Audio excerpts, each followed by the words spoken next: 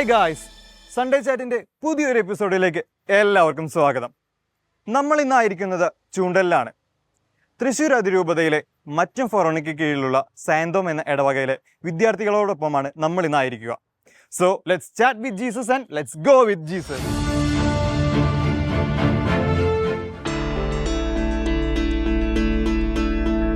കർഷകരും ഇടത്തരം സാധാരണക്കാരും ഗ്രാമീണ അന്തരീക്ഷവുമുള്ള ചൂണ്ടലിടവക സമൂഹം മുൻകാലങ്ങളിൽ മറ്റം ഫൊറോനയുടെയും പിന്നീട് കൂനമിച്ചി ഇടവകയുടെയും ഭാഗമായിരുന്നു. ചൂണ്ടലിൽ 1931 കത്തോലിക്ക ദേവാലയം സ്ഥാപിതമാക്കുന്നത്. അക്കാലത്ത് 12 വീട്ടുകാർ മാത്രമായിരുന്നു ഇവിടെ ഉണ്ടായിരുന്നത്. ഇപ്പോൾ ഈ ചൂണ്ടൽ ഇടവകയിൽ 6 കുടുംബ കൂട്ടായ്മകളിലായി 200ഓളം കുടുംബങ്ങളും ഒരു കുരിശുപള്ളിയുമുണ്ട്. റവറൻഡ് ഫാദർ സനോ ചരങ്ങാശ്ശേരിയുടെ നേതൃത്വത്തിൽ 20 മാസങ്ങൾക്ക് മുൻപാണ് ഈ കാണുന്ന പുതിയ ദേവാലയം പണികഴിപ്പിച്ചത്. തൃശ്ശൂർ അതിരൂപതയിലെ ഈ മനോഹര ദേവാലയം വെഞ്ചരിച്ചത് ആൻഡ്രൂസ് താഴ്ത്ത് പിതാവാണ്. ഈ ദേശത്തിന്റെ വിശ്വാസ ഗോപുരമായി തലയുയർത്തി നിൽക്കുകയാണ് സാന്തോം ചർച്ച് ചൂണ്ടൽ.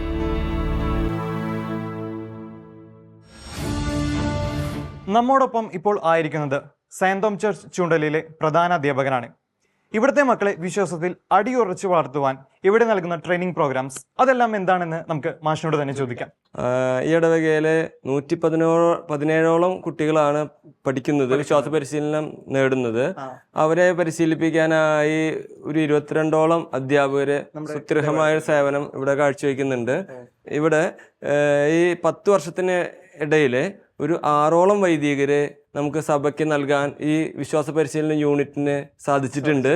നമുക്ക് കേരളം മുഴുവൻ എടുക്കുകയാണെങ്കിൽ നമ്മൾ ഇത്രയ്ക്കധികം ട്രെയിനിങ് കൊടുത്തിട്ടും അല്ലെങ്കിൽ നമ്മൾ ഇത്രയ്ക്കധികം നമ്മുടെ വിദ്യാർത്ഥികളെ ശ്രദ്ധിച്ചിട്ടും പലപ്പോഴും അവർ വഴി തെറ്റി പോകുന്നതായിട്ട് നമ്മൾ കണ്ടിട്ടുണ്ട്. അപ്പോൾ ഇതിനൊക്കെയുള്ള ഒരു കാരണം എന്തായിരിക്കുമെന്നാണ് മാഷിന്റെ ഒരു അഭിപ്രായം?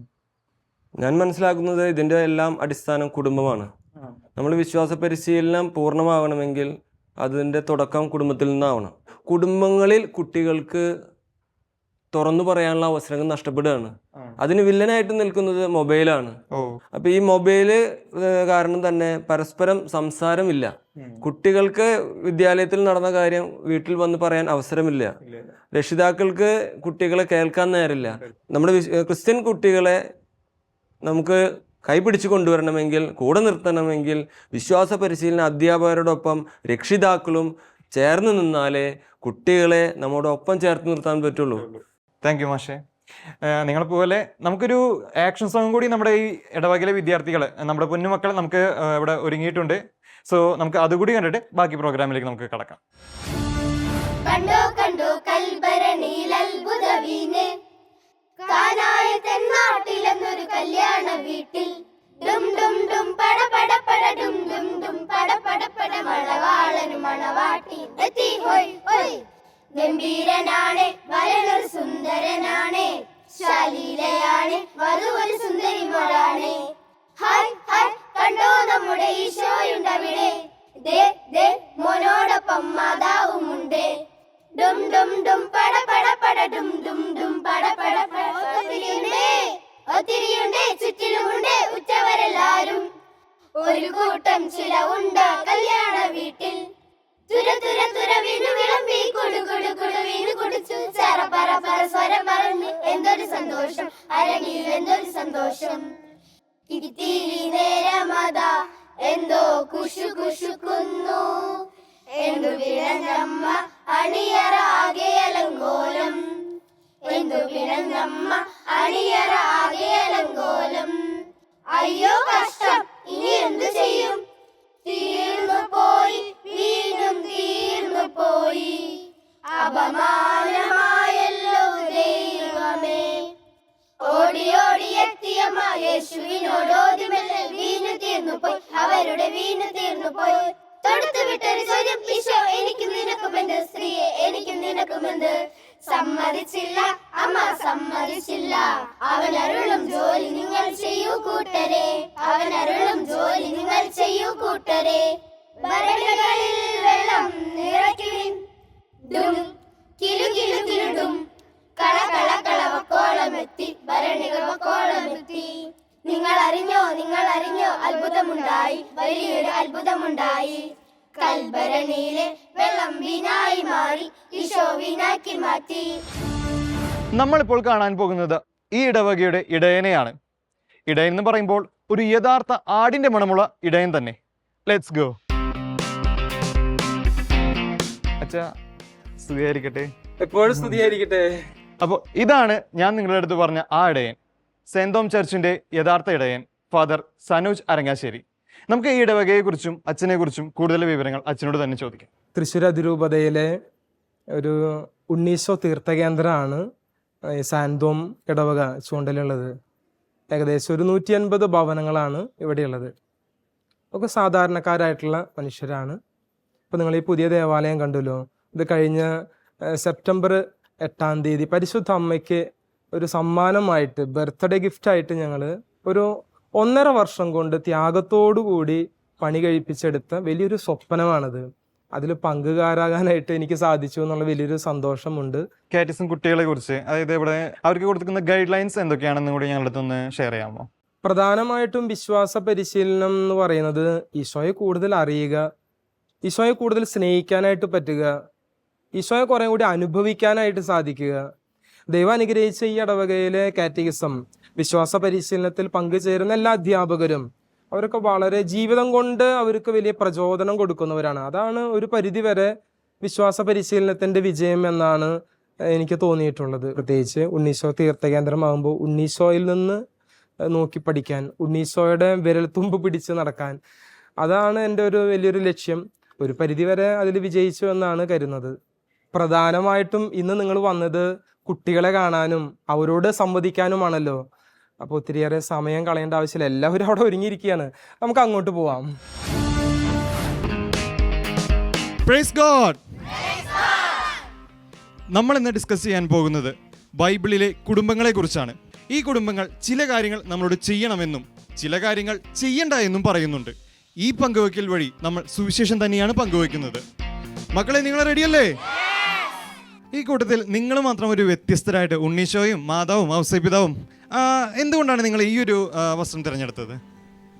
ഞങ്ങളുടെ വിഷയം കുടുംബങ്ങളാണ്. അപ്പോൾ അതിലേറ്റവും മാതൃകയേറിയ കുടുംബം തിരുക്കുടുംബമാണ്. അതുകൊണ്ട് ഞങ്ങൾ ഈ വേഷം ധരിച്ചിരിക്കുന്നത്. ആദത്തിന്റെ കുടുംബം മുതൽ തിരുക്കുടുംബം വരെ ആർക്കാണ് ചുരുക്കി പറയാൻ പറ്റുക? ദൈവം തൻ്റെ ഛായയിലും സാദൃശ്യത്തിലും മനുഷ്യനെ സൃഷ്ടിച്ചു, അവന് ചേർന്ന ഇണയെ നൽകി. ആദ്യ മാതാപിതാക്കളായ ആദവും ഹവ്വയും മനുഷ്യന് ഒരു പറുദീസ സൃഷ്ടിക്കാനാകും എന്ന് തെളിയിച്ചു. രണ്ടാമത്തെ കുടുംബം നോഹയുടെ കുടുംബമാണ്. തിന്മ നിറഞ്ഞ ലോകത്തെ ജലപ്രളയം മൂലം നശിപ്പിക്കാൻ തീരുമാനിച്ച ദൈവം നോഹയുടെ കുടുംബം മുഴുവനെയും ഒരു പെട്ടകത്തിലൂടെ രക്ഷിച്ചു. അബ്രാഹത്തിൻ്റെയും സാറയുടെയും കുടുംബം. ദൈവത്തിൻ്റെ വിളിയോട് പ്രത്യുത്തിച്ചുകൊണ്ട് അബ്രാഹവും സാറയും ദൈവത്തിന് ഏറ്റവും പ്രീതികരമായ ജീവിതം കാഴ്ചവെച്ചു. തൻ്റെ 90-ാം വയസ്സിൽ പുത്രനായ ഇസഹാക്കിന് സാറ ജന്മം നൽകി. ഇസഹാക്കിൻ്റെ മകനായ യാക്കോബിൻ്റെ സന്തതികളാണ് ഇസ്രായേലിലെ 12 ഗോത്രങ്ങൾ. മോശയുടെ കുടുംബം. ഈജിപ്തിലെ അടിമത്തത്തിൽ നിന്നും ഇസ്രായേൽ ജനത്തെ മോചിപ്പിക്കുവാൻ ദൈവം തിരഞ്ഞെടുത്തത് മോശയായിരുന്നു. സാംസന്റെ കുടുംബം. ഇസ്രായേലിൽ ന്യായാധിപനായ സാംസന്റെ മാതാപിതാക്കളായ മനോവയ്ക്കും ഭാര്യയ്ക്കും കുഞ്ഞുങ്ങളില്ലാതിരുന്ന കാലഘട്ടത്തിൽ കർത്താവിൻ്റെ ദൂതൻ വാഗ്ദാനം ചെയ്ത പുത്രനായിരുന്നു സാംസൻ. റൂത്ത്. ഈശോയുടെ വംശാവലിയിൽ പരാമർശിക്കുന്ന ഒരു കുടുംബമാണ് റൂത്തിൻ്റെ കുടുംബം. റൂത്തിൻ്റെ പേരക്കുട്ടിയായ ജസ്സയുടെ മകനാണ് ദാവീദ് രാജാവ്. സാമുവേൽ. ഇസ്രായേലിലെ ന്യായാധിപനായിരുന്ന സാമുവേലിൻ്റെ മാതാപിതാക്കളായിരുന്നു എൽക്കായും ഹന്നായും. നീതിയിലും സത്യസന്ധതയിലും ദൈവവിശ്വാസത്തിലും അടിയുറച്ച് വിശ്വസിച്ച തോബിത്തിൻ്റെ കുടുംബം. തോബിത്തിൻ്റെ മകനായ കൊച്ചു തോബിയാസും സാറയും ജീവിതത്തിൽ നേരിട്ട പ്രതിസന്ധികളെല്ലാം തന്നെ ദൈവത്തിൽ ആശ്രയിച്ചുകൊണ്ടും പ്രാർത്ഥിച്ചുകൊണ്ടും അതിനെ മറികടന്നു. സക്കറിയായുടെയും എലിസബത്തിൻ്റെയും മകനായാണ് സ്നാപയോഹന്നാൻ. യേശുവിനെ വഴിയൊരുക്കാൻ വന്നയാളാണ് സ്നാപയോഹന്നാൻ. കുടുംബങ്ങളുടെ എല്ലാം ഉദാത്തമായ മാതൃകയാണ് തിരുക്കുടുംബം. നീതിമാനായ ജോസഫും മേരിയും ദൈവഹിതത്തിന് കീഴ്വഴങ്ങിക്കൊണ്ട് എല്ലാ കാര്യങ്ങളും വളരെ മനോഹരമാക്കി നമുക്ക് ഇന്നത്തെ കാലഘട്ടത്തിൽ തിരുക്കുടുംബത്തിനോട് ചേർന്ന് വന്നുകൊണ്ട് നമ്മുടെ എല്ലാം കുടുംബങ്ങളെ ഏറ്റവും മനോഹരമാക്കി തീർക്കാൻ ശ്രമിക്കണം. അപ്പൊ ടീച്ചർ എത്ര മനോഹരമായിട്ടാണ് ബൈബിളിലെ കുടുംബത്തെ കുറിച്ച് നമ്മുടെ അടുത്ത് പറഞ്ഞത്. നന്നായില്ലേ? അപ്പൊ നല്ലൊരു ഐഡിയ കൊടുത്തേൻ. കുടുംബം ദൈവത്താൽ സ്ഥാപിതമാണ്. ഒന്ന് വിശദീകരിക്കാമോ?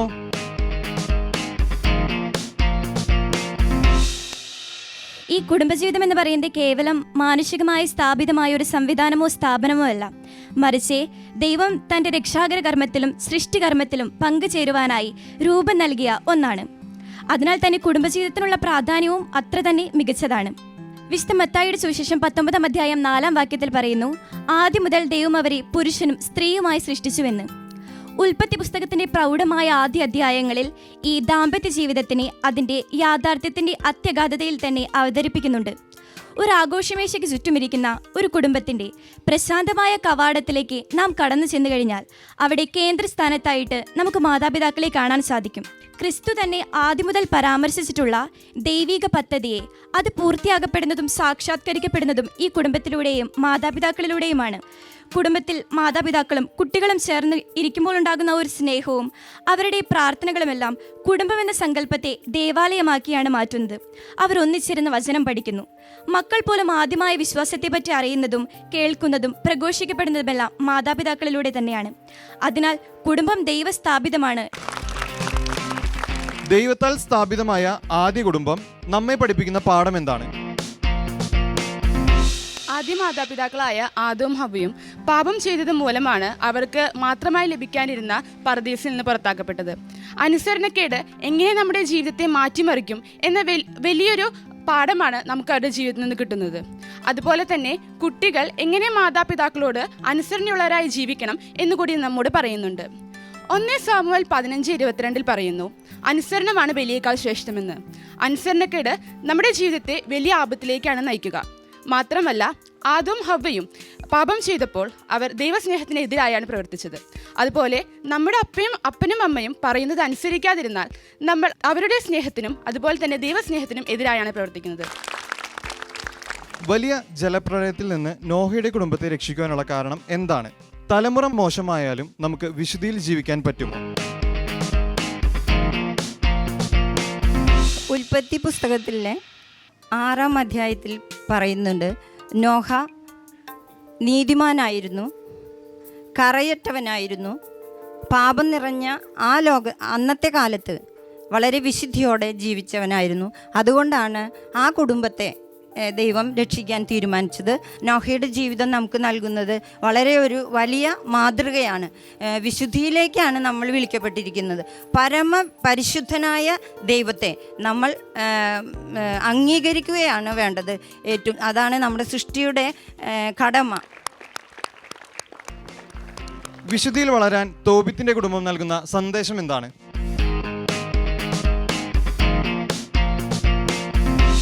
കുടുംബജീവിതത്തെക്കുറിച്ചും ദാമ്പത്യ വിശുദ്ധിയെക്കുറിച്ചും പ്രതിപാദിക്കുന്ന ഒരു പ്രബോധന ഗ്രന്ഥമാണ് തോബിത്തിൻ്റെ പുസ്തകം.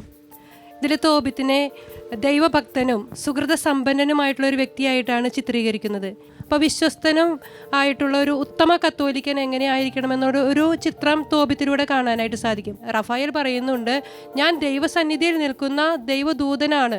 നിങ്ങളുടെ പ്രാർത്ഥനകൾ ദൈവസന്നിധിയിലേക്ക് എത്തിക്കുവാനും ദൈവസന്നിധിയിലേക്ക് കടന്നു ചെല്ലുവാനും സാധിക്കുന്ന 7 ദൂതന്മാരിൽ മുഖ്യനാണ് ഞാൻ.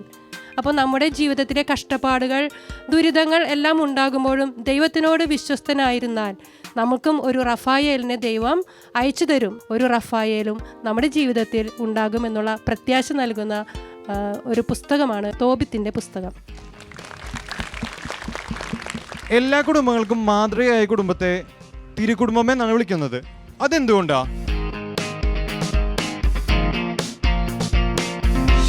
ഭൂമിയിലുള്ള ഏറ്റവും മനോഹരമായ കുടുംബം എന്നത് നസ്രത്തിലെ പരിശുദ്ധ കന്യകാമറിയും ഔസേപ്പിതാവും ഉണ്ണീശോയുടെയും തിരുകുടുംബമാണ്. കുറേ പ്രത്യേകതകളുണ്ട്. ഒന്നാമത്തെ കാരണം എന്ന് പറയുന്നത് ഇവർ ദൈവഹിതം അനുസരിച്ചു എന്നുള്ളതാണ്. അങ്ങനെ തങ്ങളുടെ അഭിപ്രായങ്ങൾക്കൊക്കെ മീതെ ദൈവത്തിന്റെ ഹിതം അനുസരിക്കാൻ അവർ തയ്യാറായപ്പോൾ അവിടെ ശരിക്കും തിരുകുടുംബമാണ് പിറവികൊണ്ടത്. രണ്ടാമതായി പറയുമ്പോൾ പരസ്പരം സ്നേഹിക്കുന്നതിനും ബഹുമാനിക്കുന്നതിനും ആദരിക്കുന്നതിനും അതുപോലെ തന്നെ സംരക്ഷിക്കുന്നതിനും വളരെ അധികം പ്രാധാന്യം ഈ കുടുംബം പരസ്പരം നൽകിയിട്ടുണ്ട്. അതുപോലെ തന്നെ ജെറുസലേമിലേക്കുള്ള യാത്രയിൽ പരിശുദ്ധ അമ്മയുടെയും ഉദരത്തിൽ ഉരുവാക്കപ്പെട്ട ഉണ്ണി യേശുവിൻ്റെയും ഒരു പരാതികളില്ലാത്ത സംരക്ഷകനായിട്ട് ഔസേപ്പിതാവ് മാറുന്നുണ്ട്. അതുപോലെ എല്ലാത്തിനുപരിയായി ദൈവത്തിനെ സ്നേഹിക്കുകയും ദൈവത്തിന് സമർപ്പിക്കുകയും പരസ്പരം സ്നേഹിക്കുകയും ബഹുമാനിക്കുകയും ചെയ്യുന്ന ഒരു സാധാരണ കുടുംബമാണ് യഥാർത്ഥത്തിൽ തിരുക്കുടുംബം. വിവാഹം എന്ന കൂദാശയിലൂടെ ഒരുമിക്കപ്പെടുന്ന മാതാപിതാക്കളും മാമോദിസ എന്ന കൂദാശയിലൂടെ ദൈവമക്കളായി തീരുന്ന മക്കളും ചേർന്നതാണല്ലോ നമ്മുടെ കുടുംബമൊക്കെ. അപ്പോൾ തിരുക്കുടുംബത്തെ പോലെ എല്ലാതും ദൈവത്തിന് സമർപ്പിച്ച് പരസ്പരം ബഹുമാനിച്ച് സ്നേഹിച്ച് ജീവിക്കുമ്പോൾ നമ്മുടെ കുടുംബങ്ങളും ശരിക്കും ഒരു മാതൃകാ തിരുക്കുടുംബങ്ങളായി മാറുകയാണ്. ഈ സൺഡേ കാറ്റഗറി സ്റ്റുഡൻസ് നമുക്കായിട്ട് ഒരുങ്ങിയിട്ടുള്ള ഒരു അടിപൊളി ഡാൻസ് പെർഫോമൻസ് കാണാം.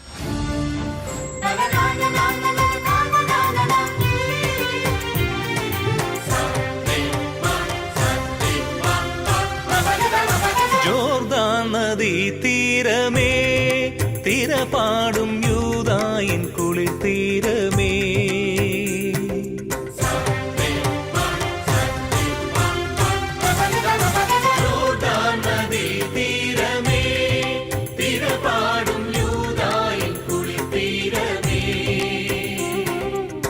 കരിമിഴി പോലൊരാ തിരമിഴിച്ചേലുമായി കരിമിഴി പോലൊരാ തിരമിഴിച്ചേലുമായി ഒഴുകി വരും തഴുകി വരും ഒഴുകി വരും തഴുകി വരും അഴകൊഴുകും തിരപുണരും പുണ്യ ജോർദാൻ നദീ തീരമേ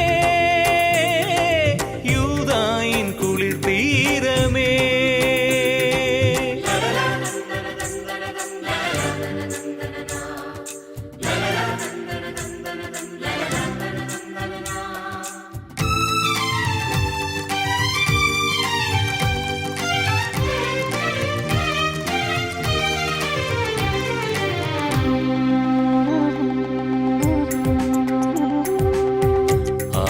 തീരത്തായി വന്നൊരു താപസൻ തേജസ്വരൂപിയായി പാപമാർഗങ്ങളിൽ മേയും ജനത്തിനായി മോക്ഷമാർഗങ്ങൾ തുറക്കാൻ ആ ജനമധ്യേ വിരൽ ചൂണ്ടി നിന്നയാൾ യേശുവിൻ വഴിയൊരുക്കി. സ്നാപക യോഹന്നാൻ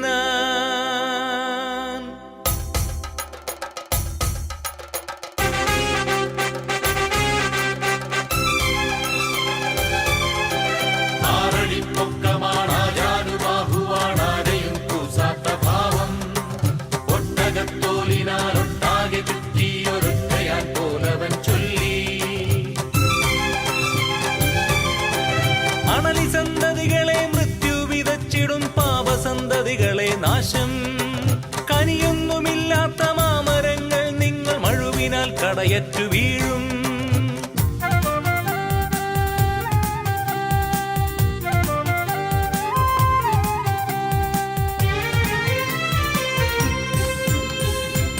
ദൈവകോപം നിശ്ചയം കർമ്മപാപം ശിക്ഷകം മാനസാന്തരം രക്ഷകം ദൈവരാജ്യം മാഗതം മാനസാന്തരം രക്ഷകം ദൈവരാജ്യം മാഗതം.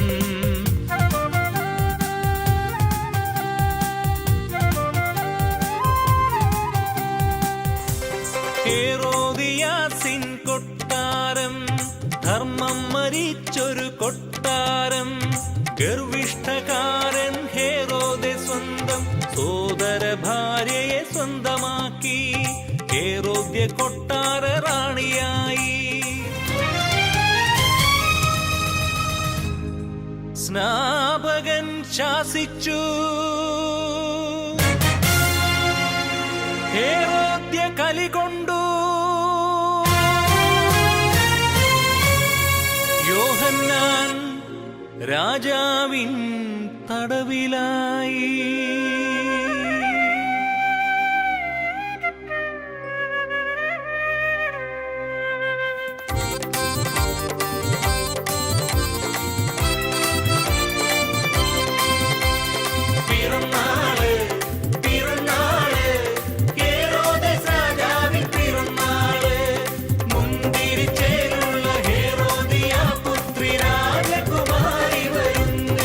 സലോമി നർത്തനമാടി വരുന്നേ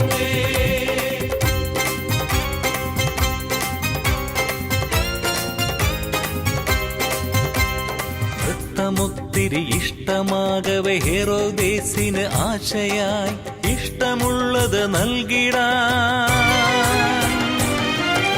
അമ്മതൻ ചെവി മന്ത്രമായി മകൾ പറഞ്ഞു മധുരമായി യോഹന്നാന്റെ തലമതി.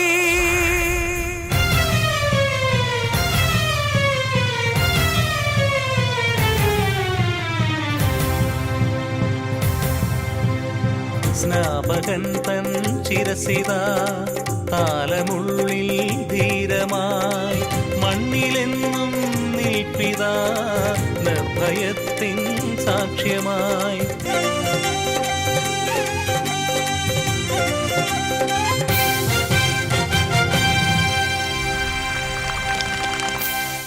അപ്പോൾ നമ്മുടെ സമയം ഇവിടെ തീരുകയാണ്. പുതിയൊരു എപ്പിസോഡുമായി നമ്മൾ അടുത്ത ദേവാലയത്തിൽ നമ്മൾ വീണ്ടും കാണും. അതുവരേക്കും പ്രൈസ് ഗോഡ്.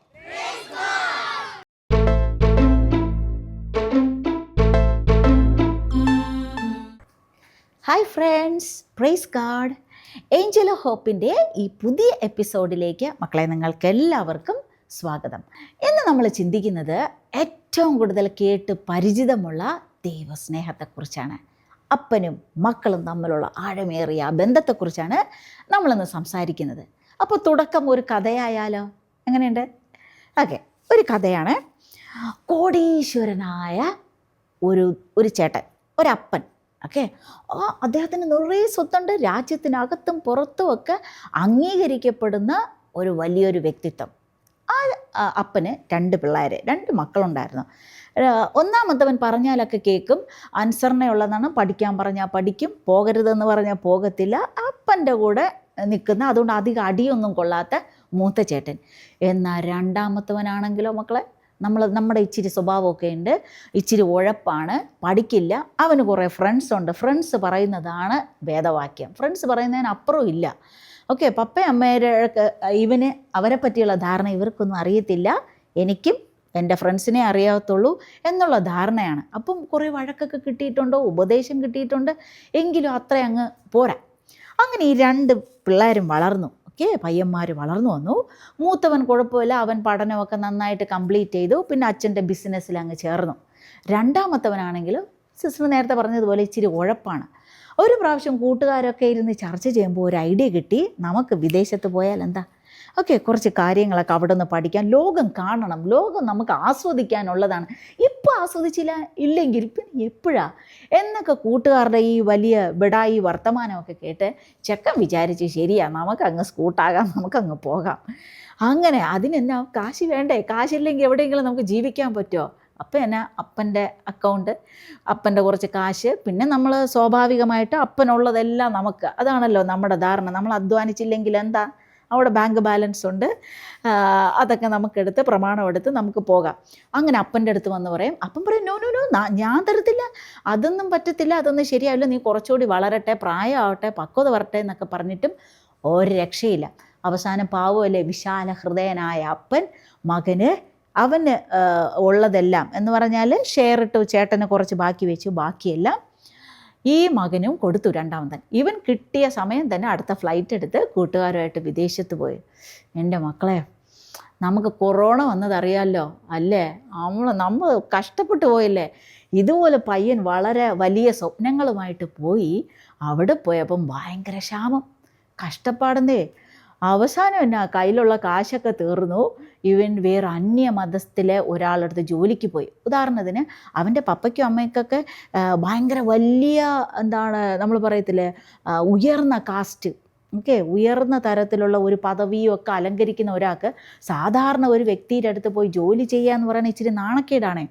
പക്ഷേ ഇവന് വേറെ ഗതിയില്ലല്ലോ, ഇവന് സ്റ്റാറ്റസ് കൊണ്ട് ജീവിക്കാൻ പറ്റുമോ? അപ്പോൾ കയ്യിൽ കാശില്ലല്ലോ, ജീവിക്കണ്ടേ, വയറ് നിറയ്ക്കണ്ടേ പാവം പയ്യൻ. അവൻ എന്താ ഒരു പിച്ചക്കാരനെ പോലെ പോയി തളർന്ന് ക്ഷീണിതനായി പോയി ചോദിച്ചപ്പോൾ പലരെയൊക്കെ ഉപേക്ഷിച്ചു, ഇവിടെ ഒന്നും കിട്ടത്തില്ല എന്ന് പറഞ്ഞു. പിന്നെ ഒരു ചേട്ടൻ പറഞ്ഞു, ഓക്കെ നോക്കാം, എനിക്ക് വേറെ പ്രത്യേകിച്ച് നിനക്ക് ക്വാളിഫിക്കേഷനും ഇല്ലാത്തത് കൊണ്ടും എക്സ്പീരിയൻസ് ഇല്ലാത്തത് കൊണ്ടും പഠിപ്പൊന്നും ഇല്ലാത്തതുകൊണ്ടും എനിക്കങ്ങനെ വലിയ ജോലിയൊന്നുമില്ല, പക്ഷേ വേണമെങ്കിൽ എനിക്ക് കുറച്ച് 100 പന്നികളുണ്ട്, പന്നികളെ നീ ഒന്ന് സെറ്റാക്കി എടുത്താൽ വയറ് നിറയ്ക്കാനുള്ള ഭക്ഷണം തരാം, അതിന് പറ്റിയ ചെറിയ രീതിയിലുള്ള പണവും തരാമെന്ന് പറയും. അപ്പം ചെറുക്കൻ പറയും, ഓക്കെ എനിക്ക് എന്തായാലും മതി. അങ്ങനെ എൻ്റെ കുട്ടാ പന്നികളോടെയായി ജീവിതം. ഒരു 100 പന്നികളോടൊപ്പമുള്ള ജീവിതം ഒന്ന് ആലോചിച്ച് നോക്കിയേ.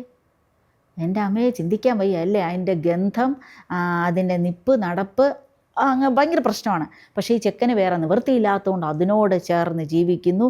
അവസാനം ഈ ക്ഷാമം കൂടിയില്ലേ, പിന്നെ പന്നിക്ക് അവന് ഒന്നിച്ചാ ഭക്ഷണം. ഒന്ന് ആലോചിച്ച് നോക്കിയേ, പന്നിക്കുട്ടന്മാരിങ്ങനെ നിൽക്കും, അതിൻ്റെ ഇടയിൽ പോയി കഴിക്കുക എന്ന് പറയുന്നത് ഭയങ്കര വിഷമമുള്ള കാര്യമാണ്. അങ്ങനെ ഇവൻ രാത്രി കരയാൻ തുടങ്ങി, നിലവിളിക്കാൻ തുടങ്ങി. ആ നിലവിളിച്ചപ്പോൾ ഇവന് മനസ്സിലായി, എൻ്റെ പപ്പ എന്തുമാത്രം നല്ല പപ്പയാണ്. പപ്പയ്ക്ക് 100-ലധികം തൊഴിലാളികളുള്ളപ്പോൾ ഞാനിവിടെ 100-ലധികം പന്നികളോടൊപ്പമുള്ള ജീവിതം ചിന്തിക്കാൻ വയ്യ. അവൻ എന്നാ ചെയ്യും, എൻ്റെ പപ്പ മനസ്സിലാക്കും എന്ന വിചാരത്തോടുകൂടി ആ സ്നേഹത്തിൽ അവൻ അവിടെ എണീറ്റ് പോകുന്നു. അപ്പൻ ഇങ്ങനെ വാതിക്കൽ നിൽക്കുന്നു, ഇങ്ങനെ കെട്ടിപ്പിടിച്ച് അവനെ സ്വീകരിക്കും, വേറെ ഒന്നും ചോദിക്കില്ല. ആ നാട്ടിലൊരു നിയമം ഉണ്ടായിരുന്നു, മക്കളെ അറിയാവോ? സംശയം ഉണ്ടെങ്കിൽ നിയമാവർത്തന പുസ്തകം 21-ാം അധ്യായത്തിൽ നോക്കിയാൽ മതി. അതിൽ പറയുന്നത്, ധിക്കാരിയായ മക്കൾ, അനുസരണയില്ലാത്ത മക്കൾ ആണെങ്കിൽ, പറഞ്ഞിട്ട് കേൾക്കുന്നില്ലെങ്കിൽ അവരെ പട്ടണത്തിൽ കൊണ്ടുവരണം. പട്ടണത്തിലെ ശ്രേഷ്ഠന്മാരെ അടുത്ത് കാര്യം പറയണം. അപ്പോൾ അവൻ മദ്യപാനും ഭോജനപ്രിയനും ഇതുപോലെ തർക്കുത്തരം പറയുക. മാതാപിതാക്കളെ അടി കൊടുത്തിട്ടും അനുസരിക്കുന്നില്ലെങ്കിൽ എന്താ ശിക്ഷയെന്നറിയാവോ? അവരെ കല്ലെറിഞ്ഞ് കൊല്ലണം. നാട്ടിലെല്ലാവരും ചേർന്ന് കല്ലെറിഞ്ഞ് കൊല്ലും. അങ്ങനെ ആ തിന്മ ഒഴിവാക്കണമെന്നാണ് ബൈബിളിൽ നിയമാവർത്തന പുസ്തകത്തിൽ പറയുന്നത്. പക്ഷേ ഈ അപ്പം വിട്ടുകൊടുത്തില്ല കേട്ടോ. സ്നേഹം കൊണ്ടിങ്ങനെ പൊതിഞ്ഞു പിടിച്ചത് കൊണ്ട് അവനൊന്നും പറ്റിയില്ല. പ്രിയ മക്കളെ, നമ്മുടെ സ്വർഗത്തിലെ അപ്പൻ ഇങ്ങനെയാണ്. ഇതുപോലുള്ള സിമിലർ കഥ നിങ്ങൾ ലൂക്ക 14-ാം അധ്യായത്തിൽ നമ്മൾ കാണും. സമയം കിട്ടുമ്പോൾ വായിച്ച് നോക്കണം കേട്ടോ, ധൂർത്തപുത്രൻ്റെ കഥ. അപ്പോൾ ഇതുപോലെ എല്ലാം തന്നതാണ് നമ്മുടെ അപ്പൻ. നമുക്ക് ഈ കുരിശിലൂടെ അത് കാണാം. മക്കളെ നോക്കിക്കേ, ഒരപ്പൻ്റെ സ്നേഹമാണിത്. കണ്ടില്ലേ, മരക്കൊമ്പ് 2 മരക്കഷ്ണങ്ങൾ ചേർത്ത് വെച്ച് ഒരു മനുഷ്യനെ കിടക്കുന്നത് കാണാം. കയ്യിൽ നോക്കിയ കട്ടിയുള്ള ആണി കൊണ്ട് അടിച്ച് കയറ്റി മുറിവേപ്പിച്ചാണ് കമ്പിനോട് അല്ലെങ്കിൽ മരക്കഷ്ണത്തോട് ചേർത്ത് വെച്ചേക്കുവാണ്. ഇനി നോക്കി, മാന്യമായ വസ്ത്രം പോലുമില്ല, രക്തം ഇതിൽ കുറച്ചേ കാണാവൂ. പക്ഷേ ഈശോയുടെ ശരീരത്തിൽ ഒരു എല്ല് പോലും പൊട്ടാത്തതില്ല, അസ്ഥികളെല്ലാം തകർത്തു. ലോലമായ സുന്ദരമായ ഈ ശരീരം മുഴുവനെ വിരൂപമാക്കി. എന്തിനു വേണ്ടിയാ? ആർക്ക് വേണ്ടിയാ? ഒരു വലിയ ദൈവത്തിന് ഇത്രമാത്രം ശൂന്യനാകേണ്ട ആവശ്യമുണ്ടോ? നിസ്സാരനാകേണ്ട ആവശ്യമുണ്ടോ മക്കളെ? വേണമായിരുന്നു. അതൊക്കെ എനിക്ക് വേണ്ടി, നിനക്ക് വേണ്ടി, നമ്മൾ ഓരോരുത്തർക്കും വേണ്ടി ദൈവം ഇങ്ങനെയായി. ദൈവം ഏറ്റവും താഴെ നിലയിൽ ശൂന്യനായത് എനിക്ക് വേണ്ടിയാണ്. ഒരു സ്നേഹത്തിൻ്റെ പുറത്താണ് മക്കളെ ഈ കിടക്കുന്നത്, ഒരു ഇഷ്ടത്തിൻ്റെ പുറത്താണ്. ഇതിനപ്പുറം ഐ ലവ് യു എന്ന് പറയാനുള്ള വേറെ മാർഗമുണ്ടോ? എൻ്റെ ദൈവം എനിക്ക് വേണ്ടി ഈ അവസ്ഥയിലൂടെ കടന്നുപോയി. ഇനി മറ്റൊരു കാര്യം, നമ്മൾ പലപ്പോഴൊക്കെ ചിന്തിക്കും, എന്നെ സ്നേഹിക്കാൻ ആരുമില്ല, ഞാൻ ഒറ്റപ്പെട്ടു പോയി, എനിക്കെപ്പോഴും ബ്രേക്കപ്പാണ്, എൻ്റെ ഫ്രണ്ട്ഷിപ്പ് ആർക്കും ഇഷ്ടമില്ല, ഓക്കെ, അവഗണനയാണ്, ഒന്നും എന്നെ ആർക്കും വേണ്ട, ഈ ഭൂമിക്കേ ഞാൻ ഭാരമാണ് എന്ന് തോന്നുമ്പോൾ എൻ്റെ മക്കളെ, നിങ്ങൾ ഈ കുരിശിൻ്റെ അടുത്ത് വരണം. വീട്ടിൽ കുരിശ് കാണില്ലേ? പള്ളിയിൽ കുരിശ് കാണില്ലേ? അല്ലെ റൂമിൽ ഇതുപോലെ നിങ്ങളുടെ സ്റ്റഡി ഹാളിൽ ഒരു കുരിശ് വെക്കണം. ഇതുപോലെ വിഷമിക്കുമ്പോൾ നോക്കണം, നിന്നെക്കാട്ടിലും വേദന ദൈവത്തിനാണോ കൂടുതൽ, നിനക്കാണോ കൂടുതൽ? ഓക്കെ, വേദനയിലൂടെ കടന്നു പോകുമ്പോൾ നോക്കണം, ഈ വേദനയേക്കാൾ വലുതാണോ എൻ്റെ വേദന? ക്ഷമിക്കാൻ പറ്റാതിരിക്കുമ്പോൾ കുരിശിൻ്റെ അടുത്ത് വരണം. ക്ഷമിക്കാൻ പറ്റാത്തത് ദൈവത്തിനേക്കാൾ വലിയ അസ്വസ്ഥതയാണോ എനിക്ക്? ഒറ്റപ്പെടൽ തോന്നുമ്പം വരണം, അവഗണിക്കുമ്പം വരണം, ദാരിദ്ര്യം അനുഭവിക്കുമ്പം വരണം. എന്ത് പ്രശ്നമാണെങ്കിലും ഇത് നോക്കണം, ഇതിനേക്കാൾ വലിയ പ്രശ്നമാണോ എനിക്ക്?